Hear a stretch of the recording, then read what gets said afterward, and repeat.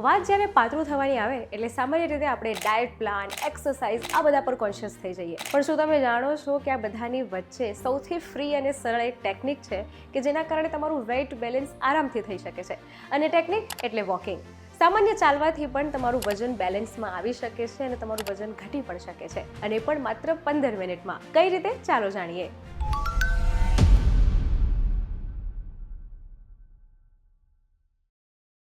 ચાલવું એ સૌથી સરળ ક્રિયા છે. એમાં કોઈ તમારે એક્સ્ટ્રા એફર્ટ્સ નથી લગાવવા પડતા, અને ચાલવાથી તમારું વેઇટ બેલેન્સ તો થાય છે, પરંતુ આ સાથે કેટલી બધી એવી ક્રિયા છે કે જે તમારા બોડીને જરૂરી છે, એ પણ તમને ચાલવાથી ફાયદા આપી શકે છે. વેઇટ મેનેજમેન્ટની સાથે તમારું હૃદય, બોન્સ, શરીરની ક્ષમતા, એનર્જી લેવલ આ બધા માટે પણ વોકિંગ બહુ જ જરૂરી છે. તમે ઘણીવાર અનુભવ્યું પણ હશે કે જો તમારો મૂડ નથી સારો, તમે અપસેટ છો, તો તમે નોર્મલ વોક કરવા બહાર જાઓ છો તો એ 2-5 મિનિટના વોકિંગમાં જ તમારો સ્ટ્રેસ જે છે તે ઓછો થઈ જાય છે. એટલે ચાલવાથી તમારો સ્ટ્રેસ, તમારો તણાવ, તમારો માનસિક થાક પણ ઉતરી જાય છે.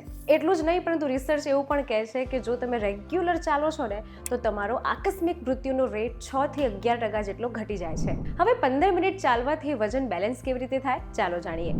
સૌથી પહેલા આવે છે કેલેરી બર્ન. જેટલું તમે ચાલો છો એટલી તમારી કેલેરી બર્ન થાય છે. અને એટલું જ નહીં, તમે 15 મિનિટ ચાલો છો તો તમારી 60 થી 100 જેટલી કેલેરી બર્ન થાય છે. નિયમિત રીતે માત્ર 15 મિનિટ જ જો ચાલવામાં આવે ને તો લાંબી ગાળે તમારી કેલેરી બર્ન થાય છે, જે વજન નિયંત્રણ માટે તમને હેલ્પફુલ છે. બીજું છે તમારું મેટાબોલિઝમ સુધરે છે. જો તમે ચાલો છો તો તમારા શરીરની પાચન ક્રિયા સરળ અને ઝડપી કામ કરે છે. જ્યારે તમે ચાલો છો ત્યારે તમારું શરીર એક્સ્ટ્રા એનર્જીનો સ્ટોર કરે છે, અને એક્સ્ટ્રા એફર્ટ્સ વગર પણ તમારી કેલેરીઝ આ દરમિયાન બર્ન થાય છે. ચાલવાથી શારીરિક એક્ટિવિટી પણ વધે છે અને પાચન ક્રિયા વધારે અસરકારક થાય છે. આપણા શરીરનું ઓલમોસ્ટ બધું હેન્ડલ જે છે તે આપણી મેટાબોલિઝમ પર છે. જો પાચન ક્રિયામાં કે પાચનના અંગોમાં તકલીફ હોય તો બીજી બધી જ તકલીફ થતી હોય છે. એટલે જો તમારું મેટાબોલિઝમ બરાબર હશે તો એની ઇફેક્ટ તમારા શરીરમાં, તમારા એનર્જી લેવલમાં પણ દેખાશે. ચાલવાથી તમારું શરીર જે છે તે વધારે પોષક તત્વો અને એનર્જી સાથે કામ કરે છે અને વધારે સક્ષમ બનાવે છે.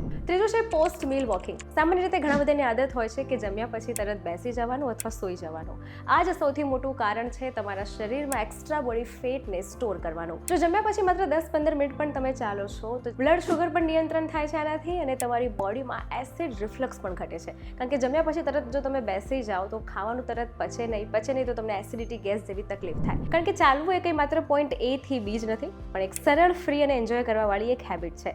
એક કસરત પણ છે કે જેનાથી તમારું વજન પણ બેલેન્સ થાય છે, તમારી શરીરના તમામ અંગો, મેટાબોલિઝમ, તમારું મેન્ટલ હેલ્થ, ફિઝિકલ હેલ્થ આ બધી જ ઇમ્પ્રૂવ થાય છે. આ સાથે ચાલવાથી તમારા હાડકાં પણ સ્ટ્રોંગ અને વધારે મજબૂત થાય છે. જો તમે ચાલો છો તો તમારી હાડકાની કામ કરવાની શક્તિ વધે છે, તમારા બોનની ડેન્સિટી વધે છે.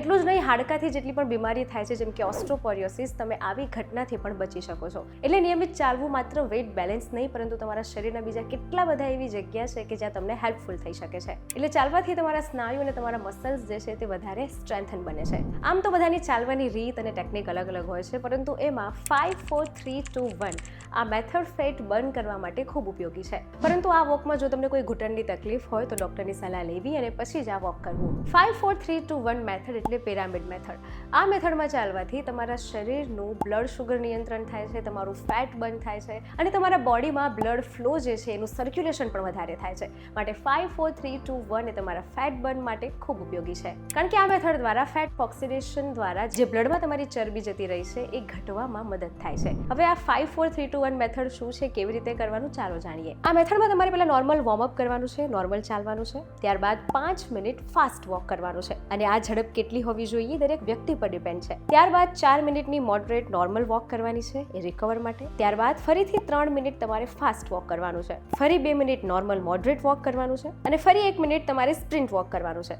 અને આ જ મેથડને ફરી 1, 2, 3, 4, 5 એટલે રિવર્સ કરવાની છે. રિવર્સ કર્યા પછી થોડું રિલેક્સ થવાનું છે, એક સાયકલ કમ્પ્લીટ થાય એના માટે થોડો ગેપ લેવાનો છે, અને પછી ફરીથી આ સાયકલ કરવાની છે. એટલે 5, 4, 3, 2, 1 અને 1, 2, 3, 4, 5 આ આખી તમારી એક પિરામિડ સાયકલ થઈ.